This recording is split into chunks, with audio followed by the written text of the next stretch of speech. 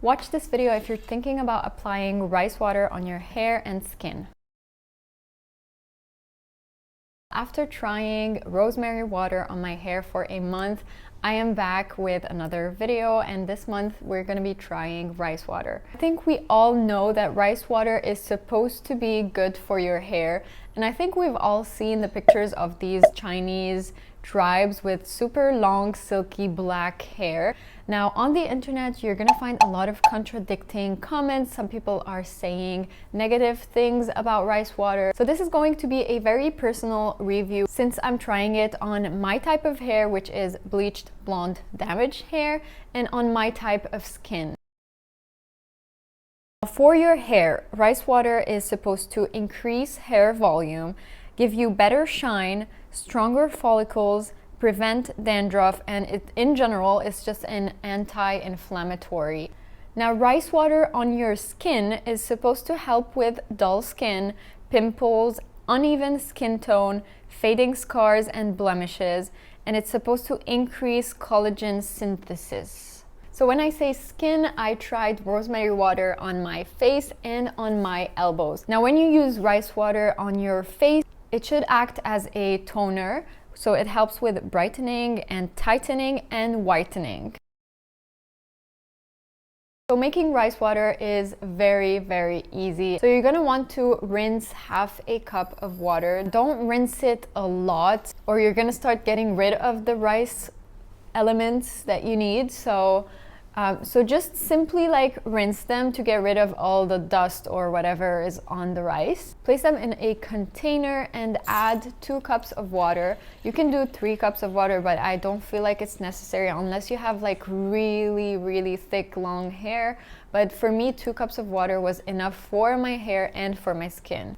Now you're gonna close the container and let them soak in this water for at least 30 minutes at least. So if you can go up to an hour or 2 hours, the more the better. Now this is the part where it can become fermented if you leave it for 24 hours. So here's the difference. You can either keep it for an hour and then drain the water and use it, or you can leave it in this container overnight for 24 hours. Some people leave it more than that, but 24 hours should be enough. If you don't know, fermented is going to be stronger and more concentrated than if you didn't ferment it. Personally, I kind of switched between the two. I did not always use fermented. I did not always use not fermented. So I tried a bit of both. Now I should mention that after 24 hours of fermenting it, to stop the fermentation, you just put the water in the fridge. The fermented rice water is going to smell stronger than the not fermented one. The normal rice water, it just smells like rice, and I personally really like the smell of rice, so it did not bother me at all. But the fermented rice water kind of smells a bit sour, just like yogurt gone a little bit bad. Right, so now that you have your bottle of drained rice water, remove the rice. Okay, so we drained them and we put them in a bottle. So if your rice water was in the fridge, it's better to keep it out for a bit, just because you don't want to throw cold, freezing water on your head, unless you do, but just don't. When you get into the shower, so preferably you should shampoo your hair once before applying the rice water.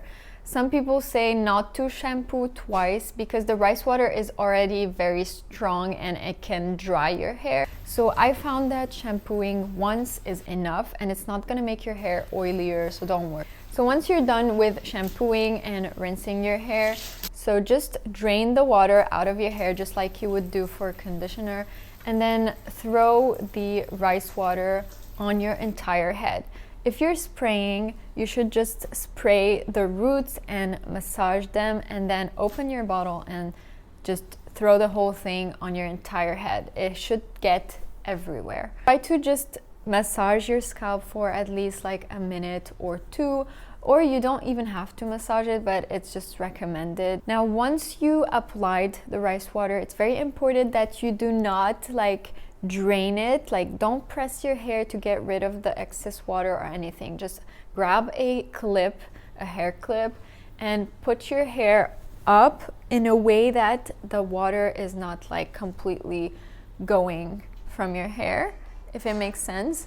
So clip your hair, and now you're gonna have to wait 20 minutes. This is the ugly part, I would say, because instead of showering for 10 minutes, you're showering for half an hour. Put a timer and wait for 20 minutes either in the shower, shave, or whatever. But for me personally, I preferred going out, like literally putting on my towel and then just doing my own thing, watching an episode of The Office. So it's not recommended that you leave rice water for more than 20 minutes, even though some websites might tell you to leave it overnight. So 20 minutes later, you're gonna rinse your hair, but don't rinse it like for half an hour. You don't wanna over rinse it, that's what I mean. After you rinse it, it's very important that you condition your hair, because your hair is gonna be feeling a bit like thick and dry after the rice water, and it's not gonna be easy to like detangle or brush. Now keep in mind, your hair might react in a different way to rice water than my hair, and it also all depends on the porosity of your hair.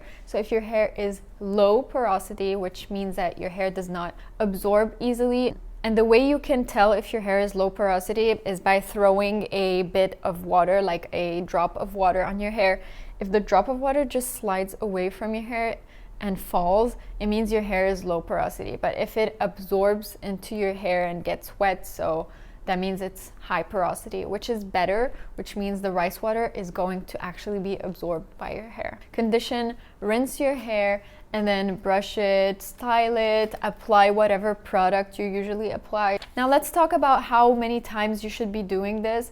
It is not recommended to do this more than twice a week, and it all depends on your hair once again. For me personally, I just did it every time I washed my hair, and I do not wash my hair frequently. I wash my hair like every 4 to 5 days. So throughout this 1 month where I was trying it, in total I applied rice water 6 times. Now how I would apply it on my face and my elbows. On my elbows, pretty easy. I would take a little bit of the rice water, not fermented. So the fermented is just for your hair. Don't use fermented on your face or on your skin. Just spray a bit on my hand and then apply it on my elbow and let it dry. And for my face, I would do the same thing. You can either rinse it or you can keep it. So I would do this in the morning on a freshly washed, clean face. Throughout this month, I applied it on my skin every day and on my hair 6 times. And we're gonna be comparing my hair before I started applying rice water and after. Now I decided to straighten my hair for the results because I naturally don't have straight hair. I have wavy, curly / frizzy hair. So you guys can judge for yourselves about the shine and about the length. Now nowhere did it say that rice water is supposed to make your hair grow faster, but based on all the benefits and all the pictures of these Chinese people, you can kind of expect bigger amount of growth. But I think the results are more in the feel of your hair.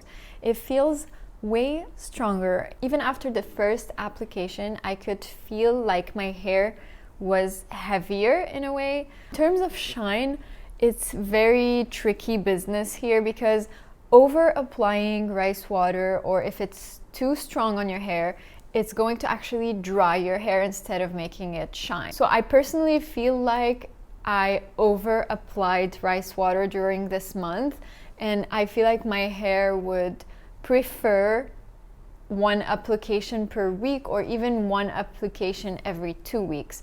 And that's why I'm not sure if it's as shiny as it could have been. If I compare my natural roots, they look super shiny, super healthy. I do feel like I have stronger follicles. In terms of dandruff, before trying rice water, I had dandruff around this area, and now I don't anymore.